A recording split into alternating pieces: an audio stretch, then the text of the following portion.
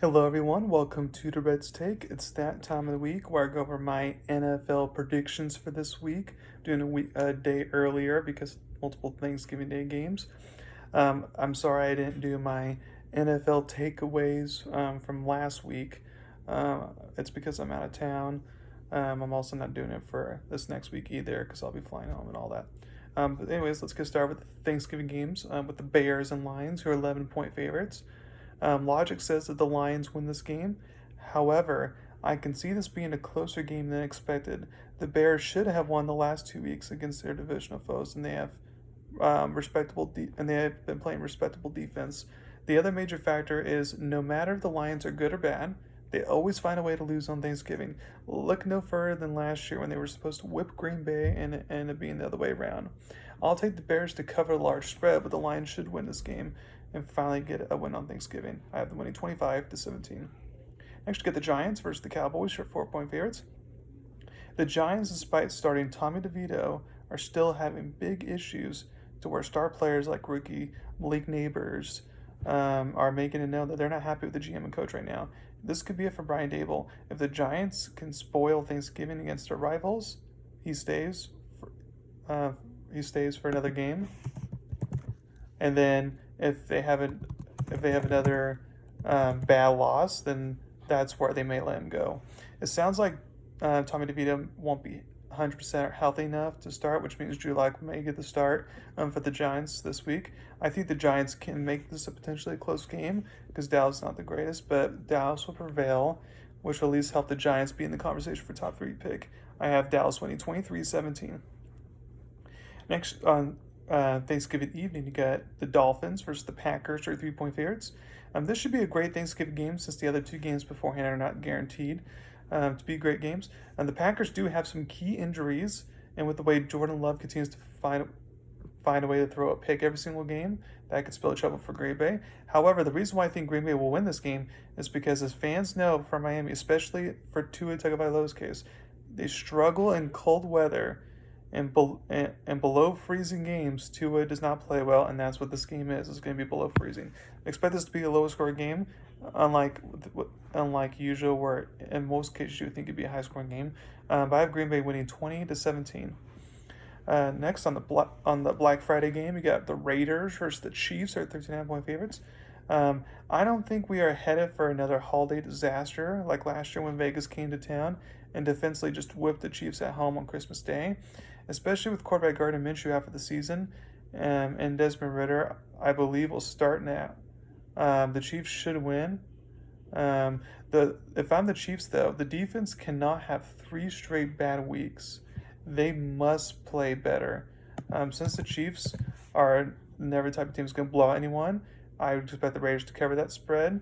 But it's probably another close game that the Chiefs win. But nevertheless, Kansas City wins like they're supposed to at home. I have them winning 20-13. And then on Sunday, you got the Colts, or 3-point favorites, versus the Patriots. The Colts need to start pulling off some upsets since the playoff chances are on life support right now. As I feared last week, quarterback Anthony Richardson is still inconsistent. I know the Lions have a good defense, but to only score 6 points after scoring 28 points the week before is no bueno. I think the Colts squeak out a win, but I would not be shocked to see the Patriots get an upset here. I have Colts winning 23-21. Next, we got the Steelers versus the Bengals, or 3-point favorites. I think there's a reason the odds makers like the Bengals, despite the difference in despite the difference in the records. The Bengals are coming off a needed bye week for starters. Then the Steelers' offense has been inconsistent the last 2 divisional games they played. The Bengals know they have to win to even sniff a playoff spot. I think the Bengals offense will produce some clutch plays to get them the win and hand the Steelers back-to-back losses. I have Bengals winning 24-23. Next, you get the Chargers, who 1.5-point favorites versus the Falcons. Since the Falcons were not playing their best football for the last few weeks, having a bye week for them should help out. The problem is the Falcons' defense is what it is at this point. It has to win shootouts typically to win games. I feel the Chargers will be able to dictate how this game goes, and the Falcons find a way to lose 3 in a row. I have Chargers winning 27-20. Next, you got the Seahawks versus the New York Jets. Seahawks are 2.5-point favorites. We'll see if coming off a bye week with the Jets' help after the seems like they may be waving the white flag on the season. Both the coach and now the GM are gone. Rumor has it that Aaron Rodgers could be benched before the season's over, and Aaron Rodgers is now contemplating retirement again and all that. Seattle should win this game. However, I think Seattle is excited to now be first in division after beating Arizona last week. So I can see Seattle being too high and having a little bit of a letdown here. I'll take Seattle to win, but maybe closer than expected. Either winning 26-24. Next, you got the Texans here, 5-point favorites versus the Jaguars. I know the Texans had an embarrassing loss to lowly Tennessee last week at home. This means that when good teams get embarrassed, they usually bounce back, and whether Trevor Lawrence for the Jaguars ends up starting this week or not, because that's questionable, I think the Texans pull out this win. I have them winning 24-16. Next, you get the Cardinals versus the Vikings, who are 3.5-point favorites. Which, by the way, the Vikings signed Daniel Jones, so now they'll have an interesting backup there. But coming off a bye week, having a stinker like Arizona did last week was weird to see, especially with the momentum Arizona had before the bye week. But Seattle also has Arizona's number over the last few years, so it is what it is. Since Arizona got embarrassed last week, I assume they'll bounce back and play better. But will that lead to a road win at Minnesota? Maybe, but I'll take the Vikings to find some way to survive and keep pace with Detroit for the division title. I have Minnesota winning 21, Arizona 19. Next, you got the Titans versus the Commanders, are 5.5-point favorites. The Commanders are in a little bit of a funk right now on offense. They have to be careful not to play themselves out of a wild card spot. Since the ball didn't bounce their way last week against the Cowboys like it did, like it has in the past, I feel like the opposite now. It'll be the opposite now, to where they'll find a way to survive, and they'll avoid a losing streak. I have Washington winning 20-16. Next, you get the Buccaneers, who are 6-point favorites versus the Panthers. The Buccaneers, off the bye week, looked really good.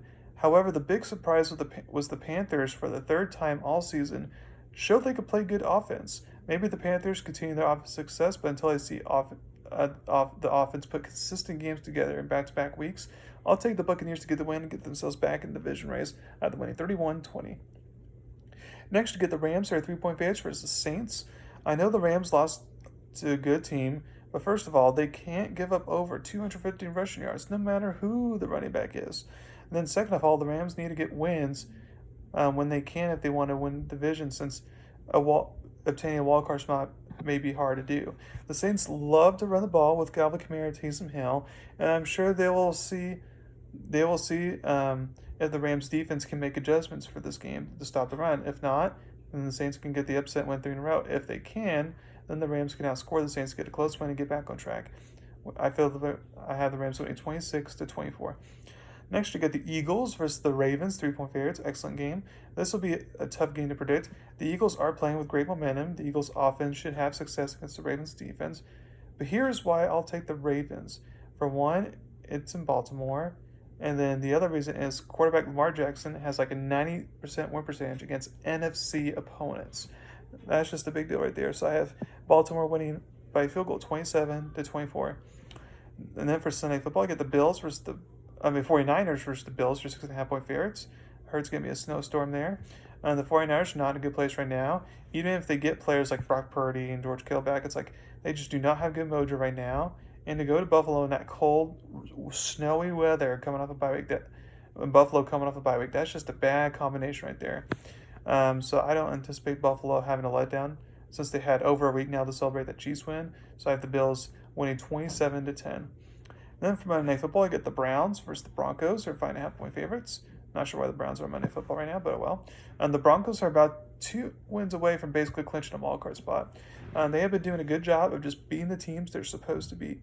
This is one of those games. I know the Browns have extra time to prepare, but the Browns should continue the rhythm they have on offense right now. And since the Browns' offense is hot and cold, I feel a solid Broncos defense can contain enough to get the job done. I have Denver winning 24-19. So thank you very much for listening to my podcast today. Please subscribe to my channel to learn about me. Thank you very much, and you have a wonderful day.